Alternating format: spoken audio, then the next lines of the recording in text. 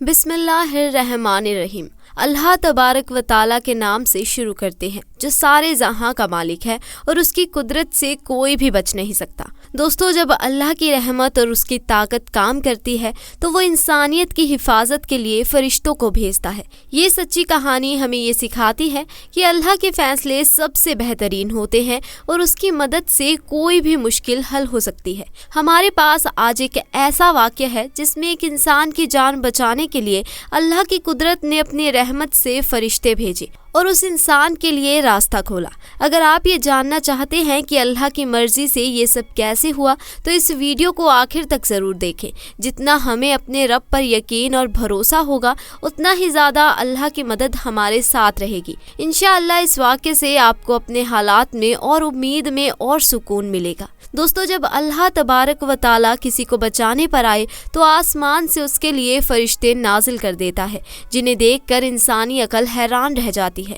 یہ کیسے ممکن ہوا؟ مگر اللہ تبارک و تعالیٰ اپنی قدرت کی نشانیاں دکھاتا ہے تاکہ لوگوں کو پتہ چل جائے کہ اس دنیا کو چلانے والا کوئی تو ہے۔ وہ اگر چاہے تو کسی کو سمندر کے پانی سے، کسی کو فضاؤں کے اندر سے بچا لے، اور اگر نہ چاہے تو گھر کے اندر 7 پردوں کے اندر بھی فنا کر دیتا ہے۔ دوستو، ریاض میں ایک ہندوستانی تھا جس کی اے سی اور فریج کی ورک شاپ تھی۔ ایک دن ایک سعودی شیخ اس کے پاس آ کر جھگڑنے لگا، تم نے میرے گھر میں موجود اے سی کی سروس ٹھیک طریقے سے نہیں کی۔ ہندوستانی نے پہلے اسے پیار سے سمجھایا مگر وہ سعودی شیخ بات سننے کو تیار نہیں تھا۔ شیخ نے غصے میں ہندوستانی کو ایک زوردار تھپڑ مارا جس کی وجہ سے ہندوستانی دور گر پڑا۔ ہندوستانی کا نام افضل تھا، چنانچہ شیخ نے افضل کو آگے بڑھ کر مارنا شروع کر دیا۔ ادھر ہندوستانی بھی غصے سے بھرا تھا اور اس کے ہاتھ میں ریچ آیا اور اس نے شیخ کے سر پر وار کیا جس سے شیخ کی حالت بگڑنے لگی۔ وہاں پر موجود دوسرے لوگوں نے پولیس کو کال کیا اور پولیس موقع پر پہنچ گئی، مگر اس وقت شیخ اس دنیا سے رخصت ہو چکا تھا۔ اب ہندوستانی افضل کو گرفتار کر لیا گیا۔ یہ سیدھا سادھا قتل کا کیس تھا۔ سعودی عدالت میں اس کا کیس چلنے لگا۔ 1 سال تک اس کا کیس چلتا رہا۔ آخر کار قاضی کی جانب سے یہ فیصلہ کیا گیا کہ افضل کا سر قلم کر دیا جائے۔ افضل کی بیوی اس وقت سعودی عرب میں موجود تھی اور اس کا رو رو کر برا حال ہو چکا تھا۔ افضل نے بیوی کو سمجھایا کہ تم واپس چلی جاؤ، مگر اس کی بیوی واپس جانے کے لیے تیار نہیں تھی۔ وہ اللہ سے اپنے شوہر کے لیے دعائیں کرتی رہتی۔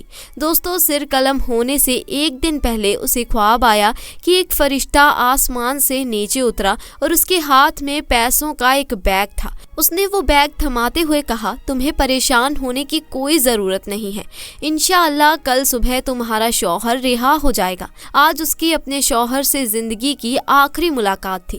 وہ روتے ہوئے ریاض کے ایک بڑے جیل سینٹر میں گئی جہاں اس کے شوہر کو رکھا گیا تھا۔ وہ جیل کے دروازے پر کھڑی تھی۔ اتنے میں ایک سعودی شیخ آیا جس کے پرانے کپڑے تھے۔ وہ افضل کی بیوی سے پوچھنے لگا، میری بہن کیا بات ہے، کس وجہ سے پریشان ہو، تم جیل کے سامنے کس وجہ سے رو رہی ہو؟ وہ کہنے لگی، آج جمعے کی نماز کے بعد میرے شوہر کا سر قلم کر دیا جائے گا، اس طرح کر کے اسے قتل کر دیا جائے گا۔ میں اپنے شوہر کے بغیر کس طرح سے زندگی بسر کروں گی؟ سعودی شیخ کا نام راشد نواز تھا۔ وہ کہنے لگا، میری بہن پریشان نہ ہو، انشاءاللہ آپ کا شوہر بچ جائے گا، میں اسے بچانے کی پوری کوشش کروں گا، آپ نے صرف میرے لیے دعا کرنی ہے۔ راشد نواز وہاں سے نکل کر بازار گیا۔ اس نے ٹوپی اور سر پر رکھنے والا مسالہ خریدا۔ اس کے بعد ایک وپ بیگ خرید کر مسجد میں چلا گیا۔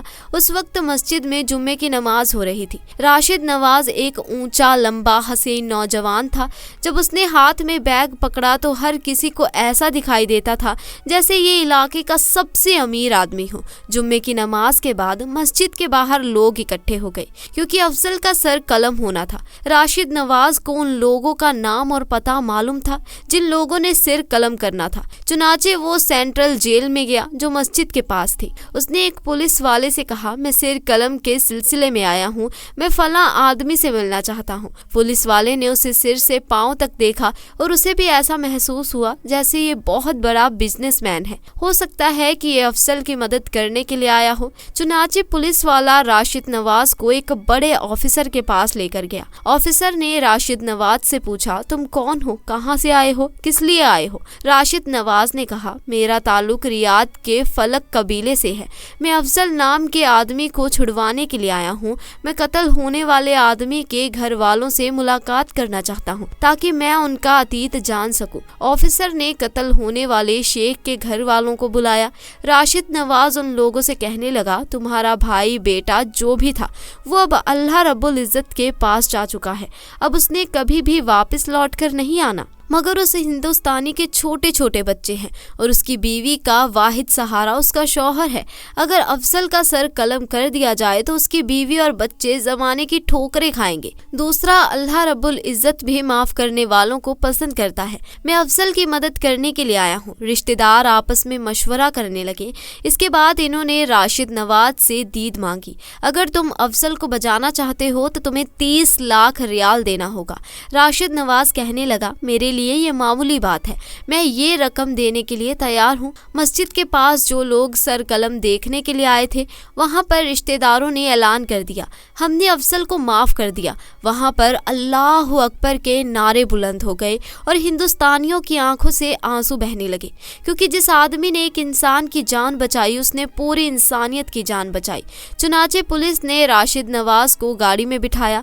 कत्ल होने वाले शेख के घर वाले भी अपनी अपनी गाड़ियों में बैठ गए और काज के पास पहुंच गए। काजी ने राशिद नवाज से पूछा, क्या तुम इस आदमी की दीद देने के लिए तैयार हो? राशिद नवाज ने हाँ में जवाब दिया। काजी ने जब पैसों के बारे में पूछा तो वो कहने लगा, पैसे इस बैग में मौजूद हैं। चुनाचे काजी ने बैग को खोलकर पैसे निकालने को कहा। जब राशिद नवाज ने बैग खोला तो उसमें सिर्फ 50 रियाल थे। काजी ने इंतहा गुस्से से पूछा, तुम कहाँ से आए हो, किस जगह काम करते हो?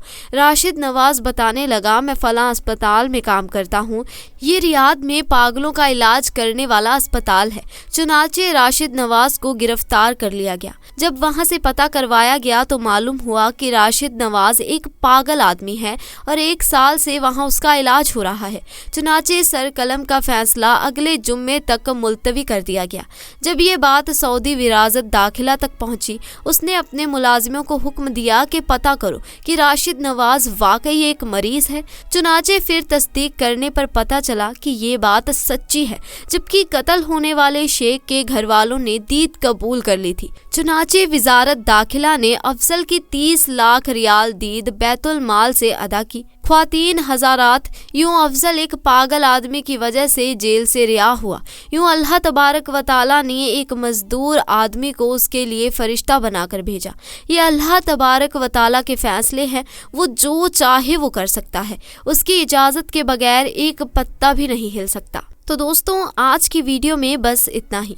आपको हमारा आज का ये वाक्य कैसा लगा कमेंट सेक्शन में हमें ज़रूर बताएं।